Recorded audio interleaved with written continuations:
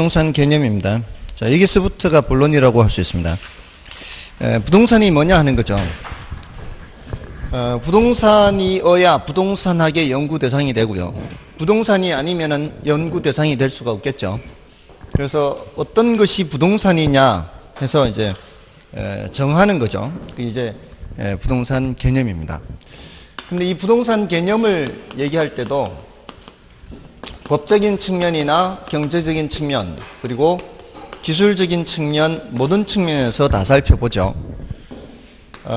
그래서 복합 개념의 부동산이다 이렇게 표현을 하죠. 표현을 할 때 복합 개념의 부동산이다 이 소리는 종합적으로 다 살펴본다 이런 의미죠. 법적인 측면, 경제적 측면, 기술적 측면이에요.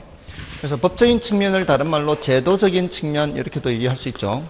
그러니까 법적 개념의 부동산이다 또는 제도적 개념의 부동산이다 이렇게 얘기를 할 수가 있죠. 이거는 이제 주로 법에 규정된 것을 말하는 거죠.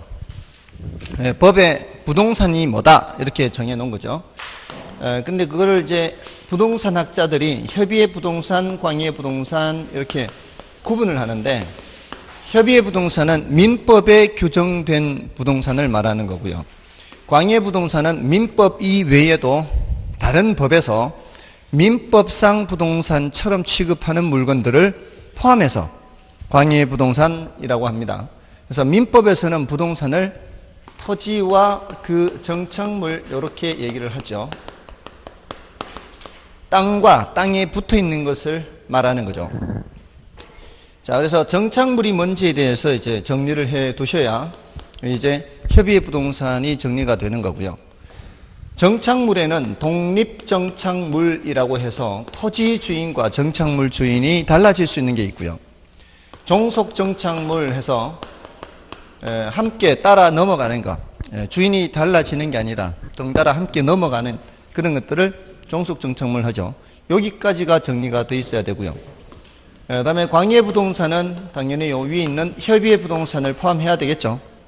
협의의 부동산을 포함해서 준부동산 또는 의제 부동산 하죠. 민법상 부동산은 아니지만 민법상 부동산처럼 취급하는 물건을 준부동산, 의제 부동산. 자, 그래서 여기에 대해서 이제 또 정리를 해야 되는 거죠. 그래서 정착물까지 정리가 되면은 협의의 부동산까지 정리되는 거고 준부동산까지 정리되면은 광의의 부동산까지 정리가 되는 겁니다. 그렇게 하면은 이제 거의 다 끝난 거죠. 경제적 개념이나 기술적 개념에서는 단어만 구별하면 돼요. 경제적 개념에서는 부동산도 상품이라고 보죠.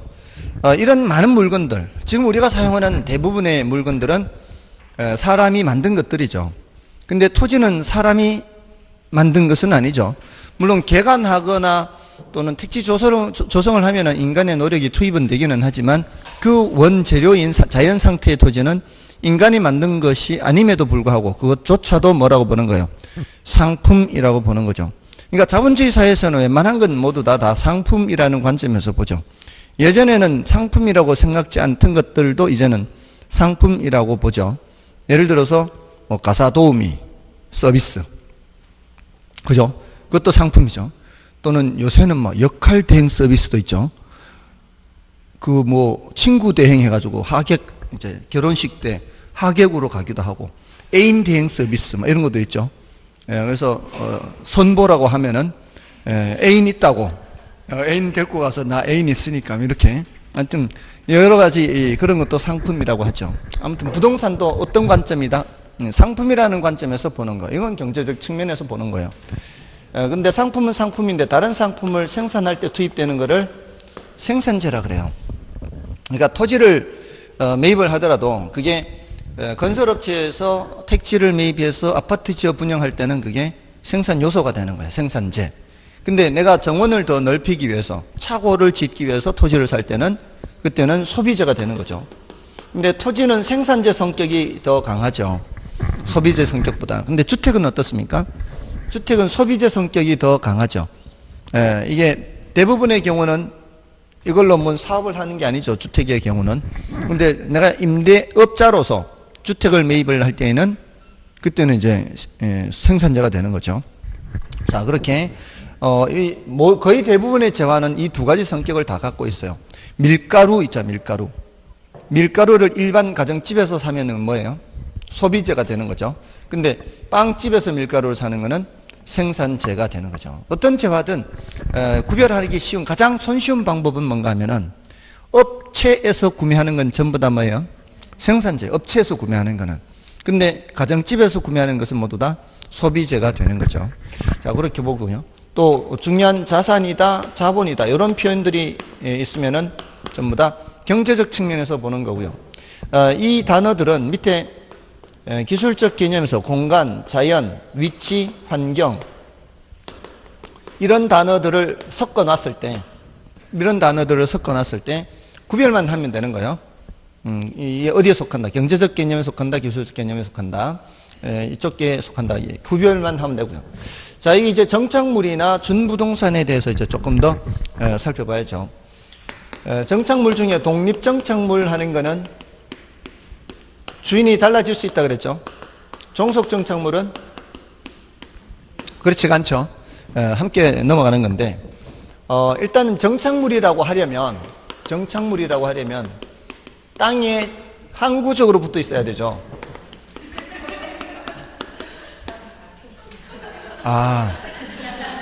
그게 생각이 나서, 그게 몇 달 됐죠.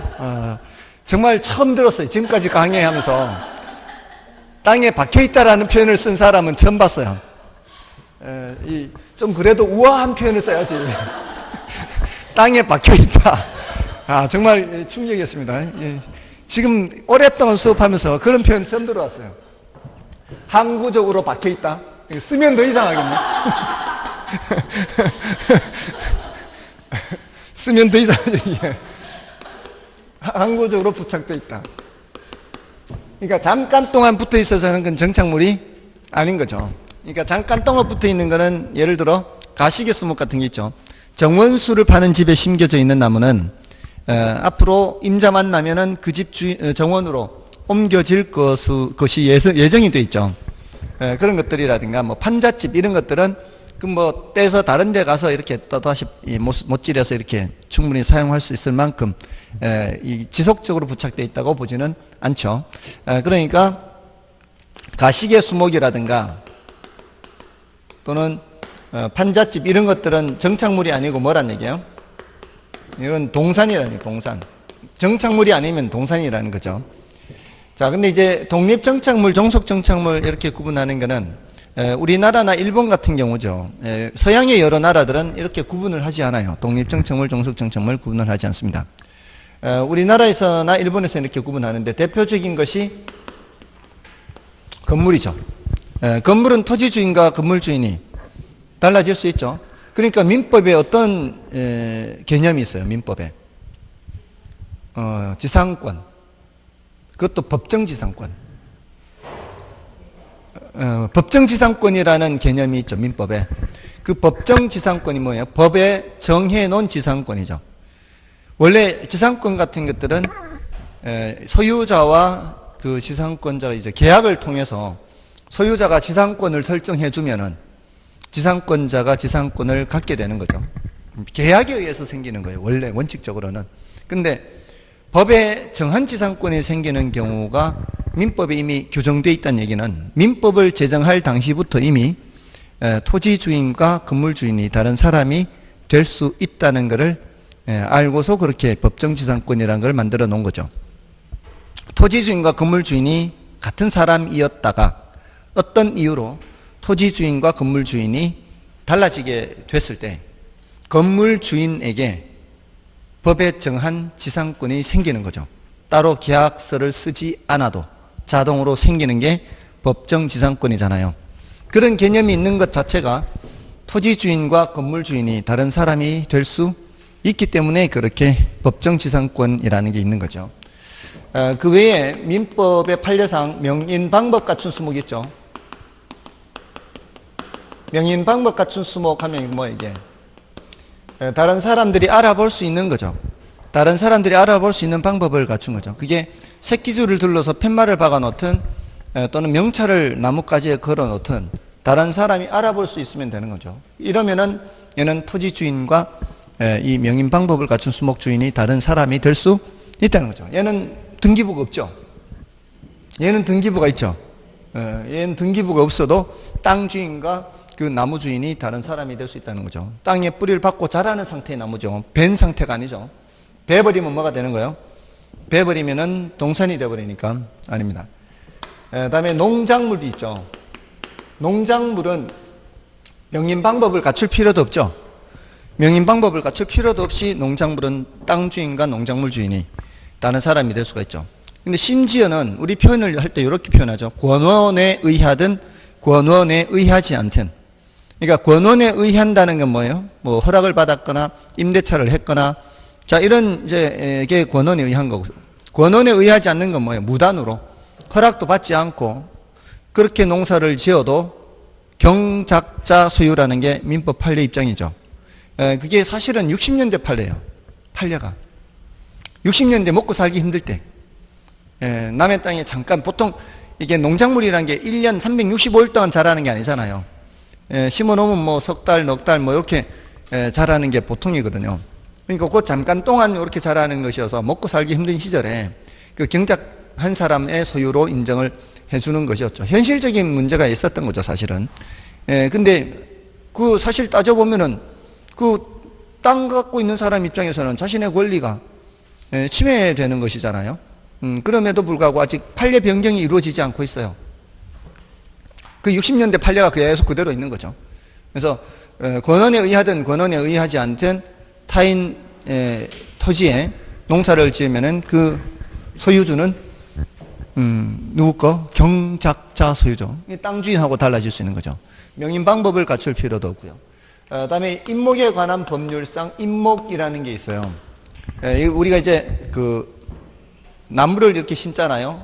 이걸 용재림, 용재림이라 그래요.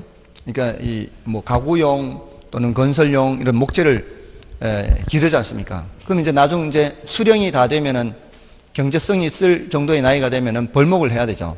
근데 그 벌목을 할 때 그 나무들을 측량을 해서 첨부 서류를 가지고 가서 등기소에 가서 등기를 합니다. 그러면 그 측량된 그 수목의 집단 있죠. 측량된 수목의 집단은 뭐가 만들어져요? 등기부가 만들어져요. 그러니까 건물하고 임목은 뭐가 있는 거예요? 등기부가 있어요. 등기부. 그러니까 요거만 따로 팔 수도 있고요. 요거를 저당 설정해서 대출을 받을 수도 있고 이런 게 가능하다는 거예요. 여기까지는 이제 토지와 별도로 취급되는 독립정착물 이렇게 얘기할 수 있습니다. 임목을 준부동산에 넣는 사람도 있어요. 준부동산에. 준부동산 또는 이제 의제부동산 하잖아요. 여기에 집어넣는 사람도 있어요. 그건 이제 따로 얘기를 하고요. 아무튼 이런 네 가지죠, 지금. 물론 뭐 민법에서는 이거 말고도 더 있죠. 민법에서는 명인 방법을 갖춘 미분리 과실도 공부하나요? 민법에서는? 어떤 거요? 뭐가 안 돼요? 중개 대상은 안 된다. 그거는 뭐 각각의 법에 따라 다르니까요.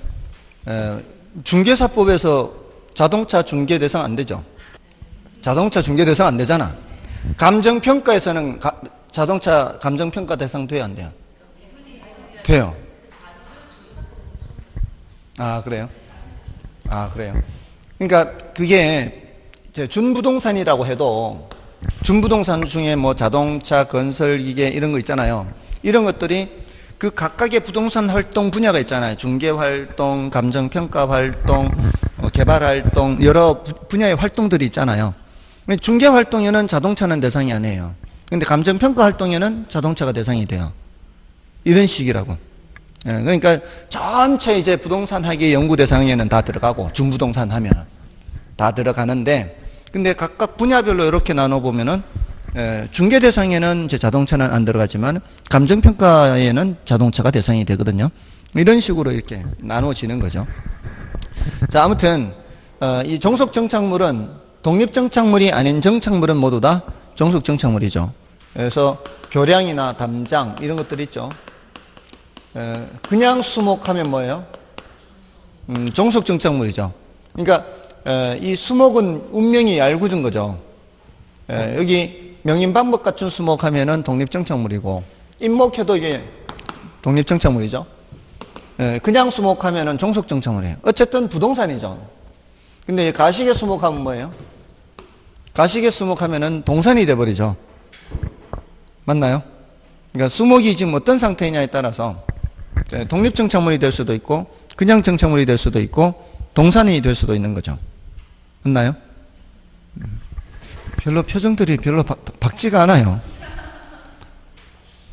자, 아무튼 이제 뭐 그래도 할 수 없고 지나가야 되죠. 다음에 이제 준부동산은 민법상 부동산이 아니죠. 민법상 부동산은 아니지만 민법상 부동산과 비슷한 게 뭐예요? 공시방법이 등기나 등록이죠. 그 주인이 누군지, 저당이 설정되어 있는지 그렇지 않은지 이런 거 확인하려면 뭘 봐야 돼요? 등기부나 또는 등록 원부를 봐야 돼요. 이렇게 되는 것은 여러 법률에서 각각 정하고 있어요. 그러니까 위에 거는 민법에서 정하고 있는데 이거는 기타 법 여러 법이 있죠. 그래서 자동차, 건설기계, 선박, 항공기 이런 것들은 다 등록하게 돼 있죠.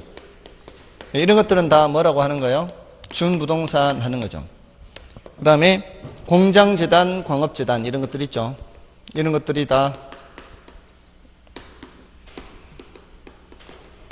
이것도 이제 등기하죠. 얘는 등기. 공장에 속한 건물, 토지, 기계류, 뭐 광업재단 여기도 속한 토지, 건물, 기계류 이런 것들을 목록을 작성해서 첨부서류 들고 가서 등기소에 가서 등기합니다. 그러면 요놈들도 이제 준부동산으로 되는 거죠. 각각의 개별 법률들이 있죠. 그 외에 심지어는 어업권 같은 무형의 권리도 있어요. 뭐 그 경우에 따라 광업권 같은 거 이런 것들도 다 등록하게 돼 있죠. 그리고 임목을 여기에 집어넣는 사람도 있어요. 임목에 관한 법률이 따로 있거든요. 임목에 관한 법률이 따로 있어서 얘는 따로 이제 준부동산 이렇게 할 수도 있고 여기에 땅에 붙어 있고 등기부가 있다는 점에서는 건물하고 비슷하니까 독립정착물로 볼 수도 있고 양쪽 다 가능합니다. 자, 이제 교재를 보시면은 3페이지에 그 정착물 해서 정착물은 그 토지 정착물, 토지는 뭐 별로 말할 거 없고요. 정착물의 독립정착물, 독립물과 그 독립정착물 아래 건물, 명인방법 갖춘 수목, 그 다음에 C에 민법 판례상 농작물이나 명인방법을 갖춘 미분리 과실도 독립물로 인정이 되고요. 그 다음에 니은의 종속물, 종속정착물이 있죠. 자, 이거는 토지와 독립한 정착물로 인정되지 않는 정착물, 수목, 단연생 식물, 교량, 담장 이런 것들은 종속정착물이에요. 그리고 가시개, 수목이나 판잣집 등은 토지에 항구적으로 부착되어 있다고 보기 어려우므로 동산으로 취급하죠. 자, 근데 이제 그 밑에 참고 박스가 있죠. 자, 요거는 이제 민법상 정착물과 영국, 미국 등 부동산학에서의 정착물 이렇게 이제 하는데 중요도가 낮습니다. 이거는 중요도가 낮은데 혹시 모의고사 같은데 이렇게 출제될 때 이런 이 영국, 미국에서 말하는 영어에서 말하는 픽스처, 픽스처에 대한 언급이 될 때 이거는 순전히 모의고사용인데요. 실전에서는 오류로 된 적이 없는데 모의고사에서는 이게 오류가 난 적이 많아요. 그러니까 혹시라도 이제 다른 출판사에서 출판되는 모의고사 같은 거를 푸실 때 오해하지 마시라고 말씀을 드리는 거예요. 이 픽스처라는 거는 고정시킨 물건 이런 뜻이에요. 이게 고정시키다 이런 뜻이죠. 그래서 세면대라든가 욕조라든가 수도꼭지 이런 것들이에요. 이게 이제 원래는 동산이죠. 동산인데 그 설비를 한 순간 이제 동산이 아니죠. 설비를 하면은 동산 아니잖아요. 우리 민법에서는 그걸 뭐라고 불러요? 우리 민법에서는 요거를 부합이라 그러죠. 부합. 동산이 부동산에 부합된다라고 표현합니다. 민법에서 안 하나요, 이거? 이게 그거예요. 부합. 그러니까 동산이 부동산에 부합이 되면은 소유권은 누가 가져요? 부동산 소유자가 소유권을 갖죠. 대신 동산 소유자는 소유권을 잃어버린 거예요. 그 동산은 이제 붙어버리니까. 대신 뭐를 청구할 수 있어요? 가액을 청구할 수 있죠. 붙인 만큼의 가액을 청구할 수 있잖아요. 그런데 지금 우리 민법에서는 그걸 부합이라고 하는데 쟤네들은 뭐라고 부른다고요? 픽스처. 그걸 영어로 픽스처라고 그래요. 붙여놓은 거. 아무튼 쟤네들이 픽스처라고 하든 우리 민법에서 부합이라고 하든 이렇게 붙여놓으면 이거는 다 동산이에요, 부동산이에요? 부동산이 된 거죠. 맞나요? 그러니까 건물 팔 때 거기 안에 있는 욕조나 세면대 이런 거 같이 다 넘어간다고 봐야 되죠. 이사를 갔는데 욕조 다 뜯어져 있고 세면대 뜯어져 있고 이러면 안 되잖아요. 함께 넘어가야지. 맞잖아요. 근데 지금 이런 관점에서는 쟤네들이나 우리나 같아요. 요거는 쟤네들이 픽스처를 보는 기준이 있어요. 기준, 구분 기준. 구분 기준이 여러 가지가 있는데 우리 민법상 하고 쟤네들하고 일치하는 건 1번밖에 없어요. 나머지는 다 달라요. 구분 기준 여러 가지 중에. 그러니까 나머지는 출제하면은 출제 오류가 될 가능성이 많은 거죠. 자, 그래서 일반 모의고사에서는 얘네들 막 출제해요. 얘네들 출제하는데 우리 민법상 협의의 부동산은 뭐예요? 토지와 그 정참 어디에 붙어 있는 거예요? 토지에 붙어 있는 거잖아요. 근데 쟤네들은 물리적으로 이렇게 붙어 있는 거 말고도 의도에 따라서도 달라져요. 예를 들어 냉장고 있죠. 우리 집에 냉장고 있는 거 그거 동산이에요, 부동산이에요? 동산이잖아요. 그 원룸주택에 가면 요즘 풀옵션으로 있죠, 이렇게. 그 냉장고 있죠. 그 냉장고 동산이에요, 부동산이에요? 빌트인 냉장고도 있나요? 이렇게 제거했을 때 문제가 생기는 그런 형식으로 되어 있는 냉장고. 만약에 그렇게 있다면 그거는 부합이라고 봐야 돼요. 만약에 그렇게 되어 있다면 완전히 이렇게. 그러니까 요즘 드럼 세탁기 같은 것들은 이렇게 들어있어서 떼면은 안 되는 그런 게 있을 수 있잖아요. 보통의 그 세탁기는 그냥 이렇게 드러낼 수 있죠. 그런 거는 아니잖아요. 그러니까 그 상황에 따라 달라 우리는. 근데 대체로 원룸주택이 있는 냉장고는 대체로 드러낼 수 있죠. 그건 동산이에요, 부동산이에요? 우리나라에서는 여기 있든 저기 있든 다 동산이잖아요. 근데 쟤네들은 자기 집에 자기가 사용하기 위해서 자가 목적으로 사용하기 위한 거는 동산이에요. 픽스처가 아니에요. 근데 원룸주택이 있으면은 그는 픽스처라 그래요. 쉽게 드러낼 수 있어도 픽스처이 그냥. 그러니까 의도에 따라 달라요. 물리적인 상황에 따라 다른 게 아니라 보는 관점이 우리하고 달라요. 교회용 의자 아시나요? 교회용 의자 어떻게 생겼는지 보신 적 있어요? 앞에 이렇게 길게 돼 있잖아요. 이렇게 길게 돼 있고 앞자리 등받이 뒤에 판자를 이렇게 덧대서 성경책을 놓을 수 있게 이렇게 돌출되게 해서 성경책 놓을 수 있게. 교회를 안 가봤는 모양이다. 교회를 안 가봤어요? 저는 뭐 교회도 가고 절에도 가고 뭐 다. 제가 미션 스쿨 나와서 고등학교 때 뭐 아침마다 성경 부르고 하니까 또 저희 아버지는 100일 기도 끝에 태어나셨대요. 그래서 우리 어머니는 뭐 그 나이롱 환자가 아니고 나이롱 신자이긴 하지만 그래도 1년에 한 번씩은 또 절에도 간단 말이죠. 그러니까 제 주변에는 그 여러 종교를 갖는 사람이 많아요. 와이프는 그래도 친기독교 쪽이고, 그 처가 쪽으로는 이렇게 굉장히 종교의 자유가 인정이 돼요. 거기는 어떤 분은 저기 파륜궁 그런 거 하시고요. 어떤 분은 여호와 증인 하시고요. 어떤 분은 교회에 나가서 집사 권사 하시고요. 저희 장모님은 전보로 다니시고요. 그 형제분들이 다 모이면 또 진하게 또 이렇게 얘기를 나누세요. 또 저희 장인어른은 천주교 다니시고요. 굉장히 다양합니다. 아무튼 이제 이 교회용 의자 우리나라에서 이게 동산이라 그래요, 부동산이라 그래요? 동산이잖아요, 우리나라는. 근데 걔네들은 그걸 픽스처로 봐요. 그러니까 그 물건이 그 자리에 있어야만 의미 있는 이런 경우에는, 그러니까 우리하고 보는 관점이 다르잖아요. 그러니까 그거를 다 픽스해. 우리하고 이게 달라요, 이게 지금. 그러니까 우리 시험에 나오더라도 이제 얘는 나올 수가 있어요, 얘는. 예를 들어 이렇게 물리적으로 기능적으로 손상 없이 제거가 되는 거와 손상 없이 제거가 되는 거와 손상 없이 제거 안 되는 거와 이렇게 구분했을 때 손상 없이 제거를 할 수 있다는 거는 뭐예요? 동산이 된다는 거예요. 근데 그렇지 않은 거는 뭐예요?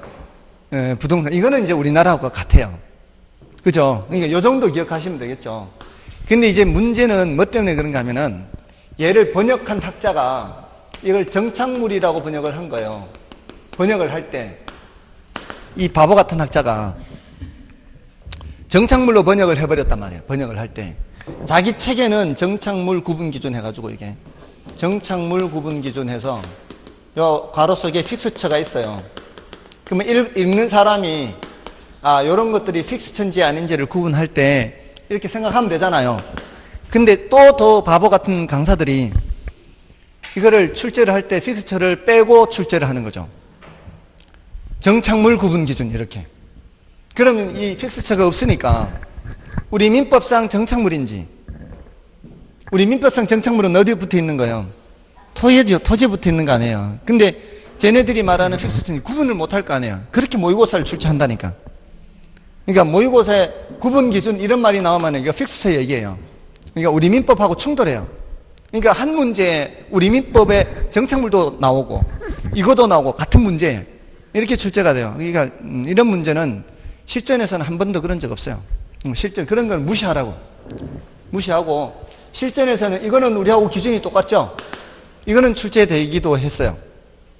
요거 하고 이제 뭐를 더 기억하면 되는가 하면 어떻게 기억하면 되는가 하면 우리 이 블라인드 같은 거 설치해서 사용하잖아요.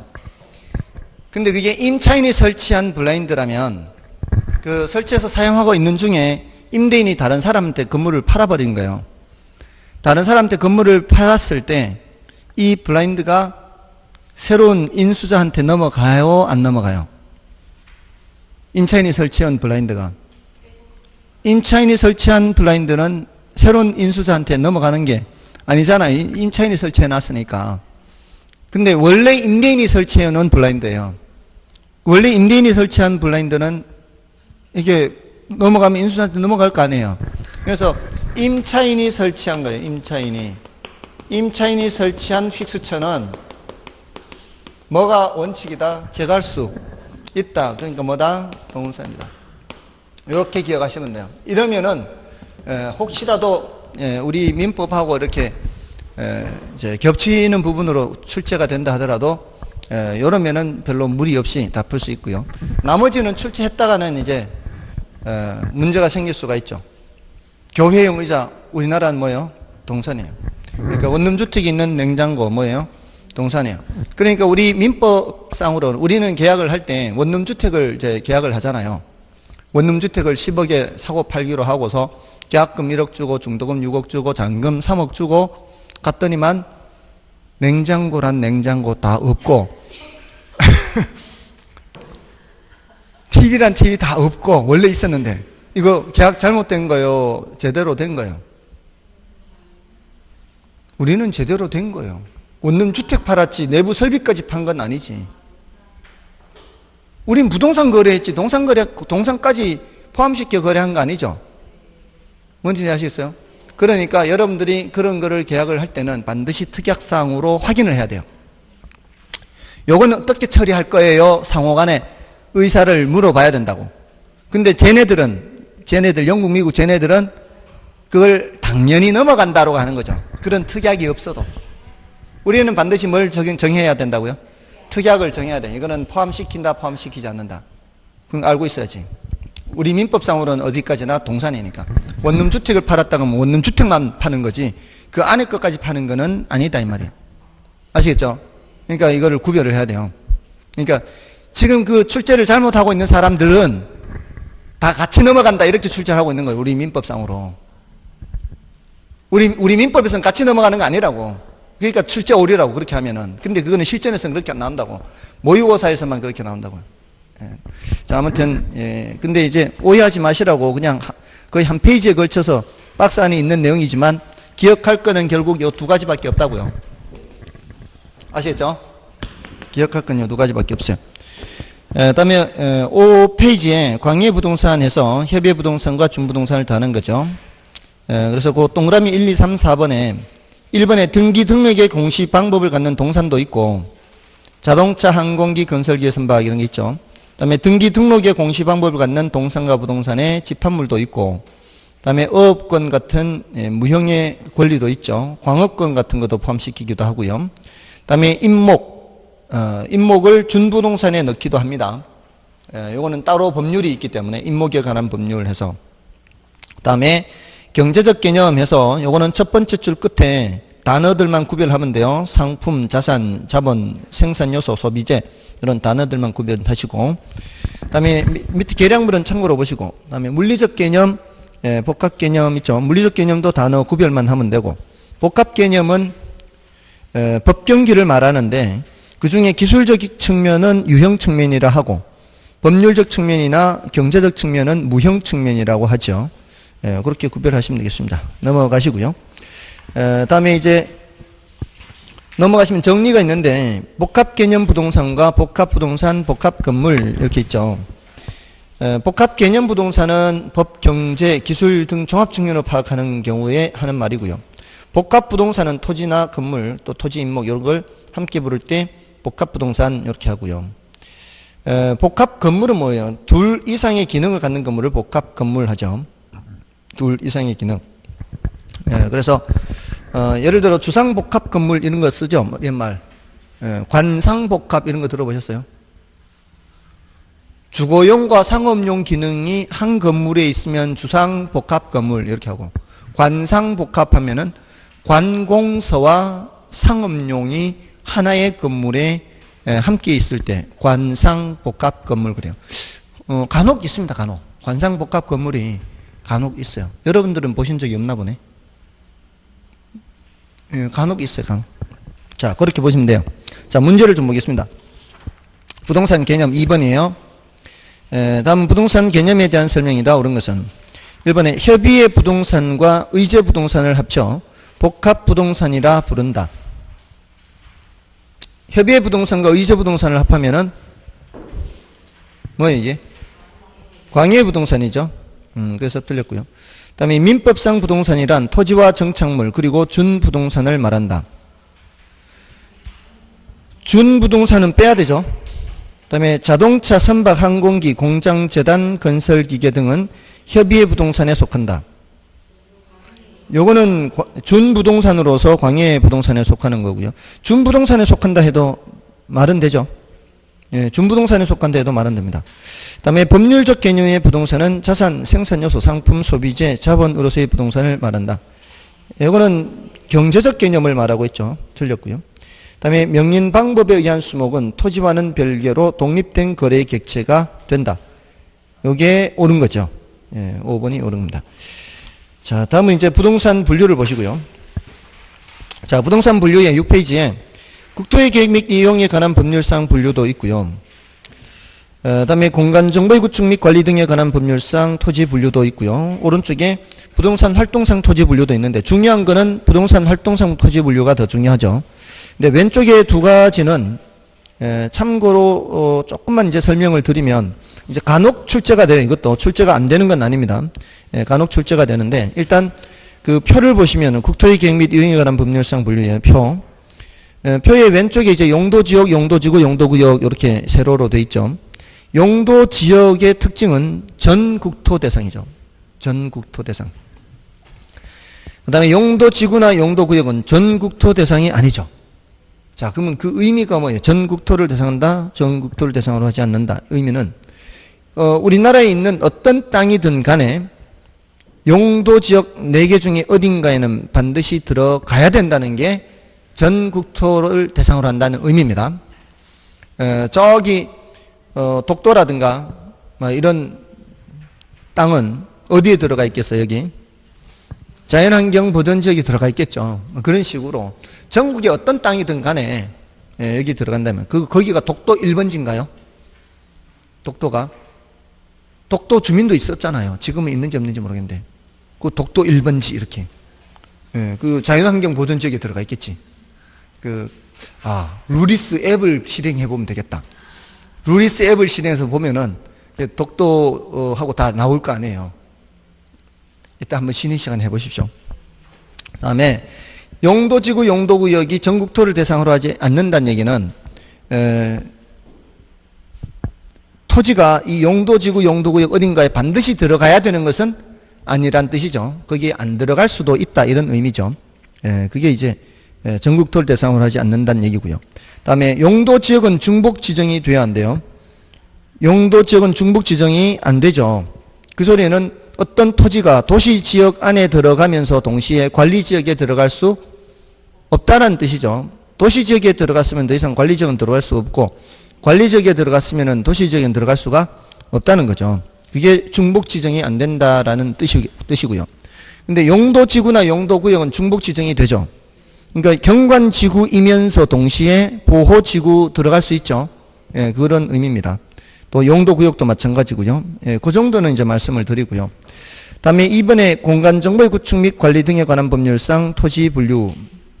그래서 그 동그라미 1, 2, 3, 4가 이제 앞 글자를 따거나 또는 두 번째 글자를 따서 그게 전답 과목 임강염 대장 학도철 천재 주유 창구체 원종 양수공차 삼효잡 이렇게 있죠.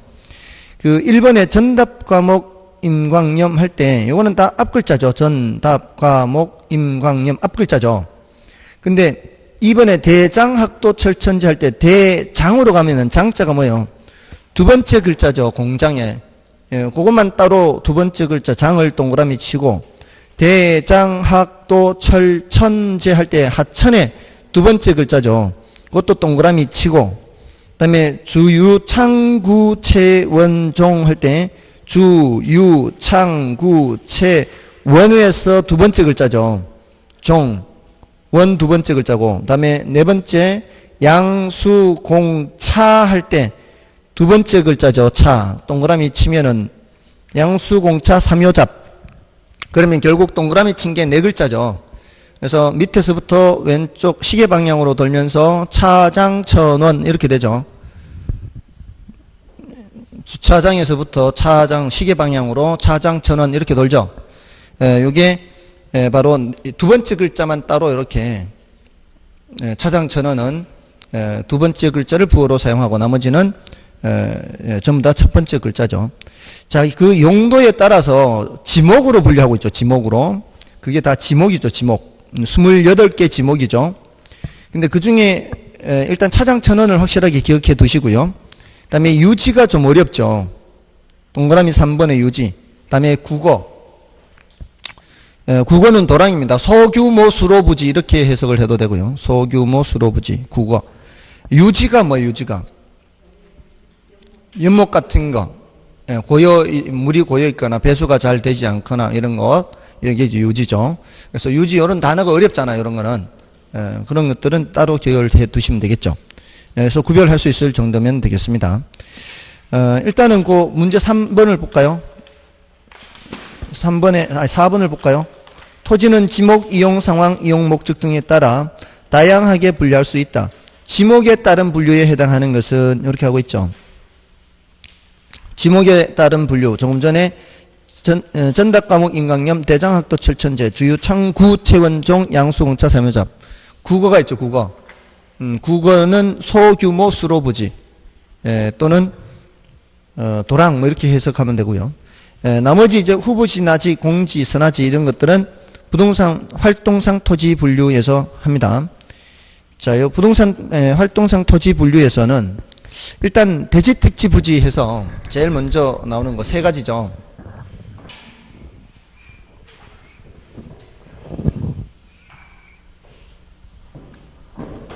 자, 여기 부동산 분류 대지 택지 부지. 범위를 좀 이렇게 갈수록 넓게 이렇게 해석을 하면은 얘는 출제하기가 조금 껄끄러워요. 대지는. 실제로 출제가 잘 안 되고요. 얘네들은 출제가 되죠. 얘는 출제가 잘 안 되는 이유가 건축법에서 대지라는 말 쓰기도 하고요. 도시개발법에서도 대지란 말 쓰고요. 조금 전에 28개 지목에 대가 있었죠. 요게 대가 지금 다 의미가 조금씩 달라요.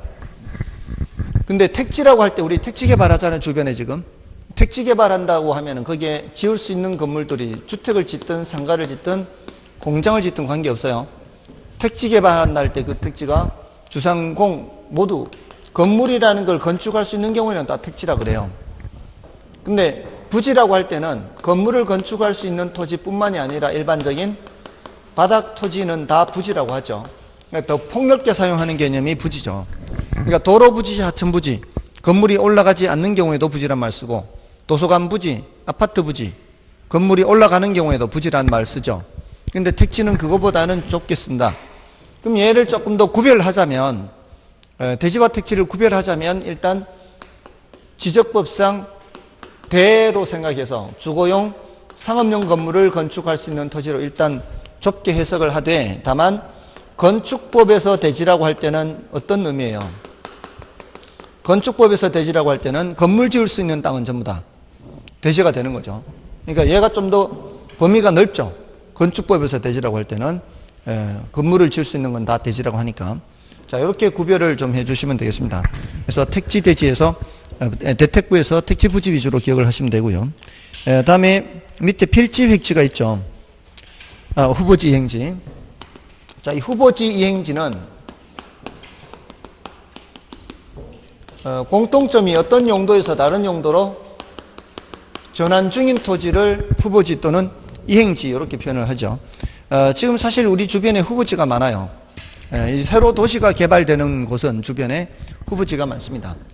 그것은 대분류상 전환 중인 토지가 많은 거죠. 택지 지역, 농지 지역, 임지 지역 이렇게 크게 토지를 분류할 때 보통 밑에서 위로 전환이 됩니다. 임지에서 바로 택지가 되거나 또는 농지에서 택지가 되거나 임지에서 농지가 되거나 이렇게 전환이 되는 경우가 많죠. 자, 이럴 때 농지에서 택지로 바뀌어가고 있는 중에 있는 토지를 후보지라고 합니다. 주변에 임지에서 택지로 바뀌어가고 있는 중에 있는 토지를 후보지라고 부르죠. 근데 택지 지역 안에 다시 뭐가 있어요? 주상공이 있죠. 농지 지역 안에 전답과가 있죠. 여기에는 또 이제 따로 있는데 뭐 이거는 알 필요도 없고요. 지금 새로 도시가 개발되는 곳은 여기에서 이렇게 가거나 여기서 이렇게 가는 게 많아요. 후보지가 많아요. 근데 기존의 도시 있죠. 대전 시내의 옛날 오래된 지역, 동구 쪽에 오래되어 있나요? 대체로 동구, 북구 옛날 이렇게 동서남북으로 되어 있는 그런 지역들, 광역 도시 중에서 그런 곳들은 오래된 곳들이 많죠. 그런 곳들은 이제 이런 주거 지역에서 뭐로 바뀌어갈 수도 있고요. 상업 지역으로 바뀌어갈 수도 있고, 공업 지역에서 또 상업 지역으로 바뀌어갈 수도 있고, 이미 도시 내에서 용도가 바뀌는 거죠. 이렇게 건물이 있는 땅에서 건물이 있는 땅으로 바뀌는 거잖아요. 이렇게 범위 내에서 전환 중이면 뭐가 되는 거고요? 이행지가 되는 거죠.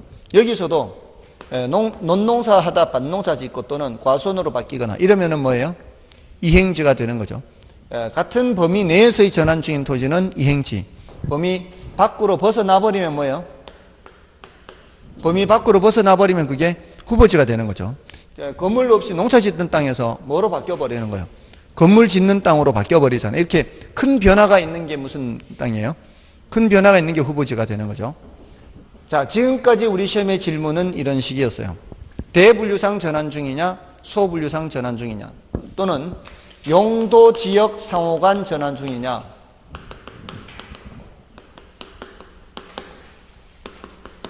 용도 지역 내에서 상호간 전환 중이냐. 위는 뭐라고 하고요? 위는 후보지라고 하고 아래는 이행지, 용도 지역 내에서 상호간 전환 중 하면 이행지죠. 지금까지 우리 시험은 이렇게만 질문했어요.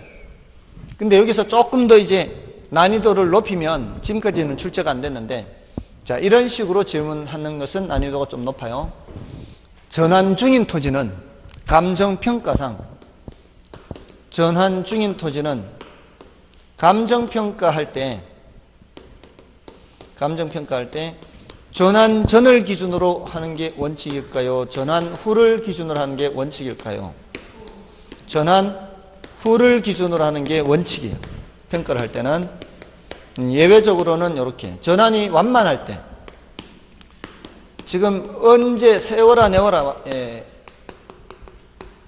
지금 다른 용도로 바뀌어가는 게 세워라 내워라 한도 끝도 없이 이제 늦춰지고 있으면 그때는 전환 전을 기준으로 평가하고, 원칙은 전환 후를 기준으로 평가한다. 이렇게.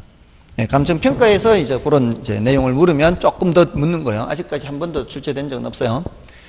자, 근데 여기 전환 중인 토지가 전환이 완료됐을 경우, 자, 주거용 건물을 지을 수 있는 토지가 조금 전에 28개 지목 중에는 뭐예요? 주거용은 되죠, 돼. 상업용. 이것도 되죠. 대장학도 철천지 할 때 대가 주거용, 상업용 건물을 지은 게 돼요. 공장용지는 지목이 뭐예요? 이거는 지목이 장이죠, 장. 주상은 지목이 대, 공은 지목이 장. 그러니까 대장이 주상공이라고요. 주상공이 대장이 지목으로는. 맞아요? 주거용과 상업용은 지목으로 치자면 뭐다? 지목으로 치자면 대다. 공장용지는 지목으로 치자면 장이다. 전은 지목으로 치자면 전. 답은 답. 과수는 과. 얘네들은 그냥 지목이 그대로 가죠. 전답과는 지목이 똑같이 전답과로 가잖아요. 근데 주상공은 지목이 뭐라고요? 대장이라고. 대장. 지목이 대장. 주상공은. 자, 그러면 전환이 완료되면은 요거 주거용에서 상업용으로 지목이 바뀌어요, 안 바뀌어요? 지목이 안 바뀌죠. 공장용지에 상업용지로 가면 지목이 바뀌어요, 안 바뀌어요? 어떤 지목이 바뀌죠. 그럼 요거 이행지잖아요. 요것도 이행지죠. 이행지의 경우에는 지목이 안 바뀔 수도 있고 바뀔 수도 있죠. 맞잖아요. 근데 후보지는 건물 없는 땅에서 건물 있는 땅으로 바뀌는 거 아니에요. 이런 지목이 다 바뀌어요. 그러니까 후보지의 경우는 전환이 완료됐을 때 지목이 다 바뀌는데, 이행지의 경우에는 지목이 안 바뀔 수도 있고 바뀔 수도 있다. 이렇게 질문하면은 난이도를 더 높여 질문하는 거죠. 그러니까 난이도를 더 높여 질문하는 거는 중요도는 낮은 거예요. 우리 시험에서는. 그러니까 먼저 뭐를 확실하게 해놓은 후에 전환 중이더라도 용도지역 상호간 전환 중이냐, 용도지역 내에서 상호간 전환 중이냐, 이걸 아는 게 더 중요하고, 여력이 된다면 감정평가에서는 전환 후를 기준으로 평가하는 게 원칙. 그다음에 전환이 완료됐을 때 지목이 바뀌느냐 안 바뀌느냐를 봤을 때 후보지는 전부 다 지목이 바뀌는 거고, 이행지는 바뀔 수도 있고 안 바뀔 수도 있다. 이런 내용들은 이제 추가로 보는 거죠. 됐나요? 자, 일단은 좀 쉬고 나머지 필치 획지부터는 좀 쉬고 하겠습니다.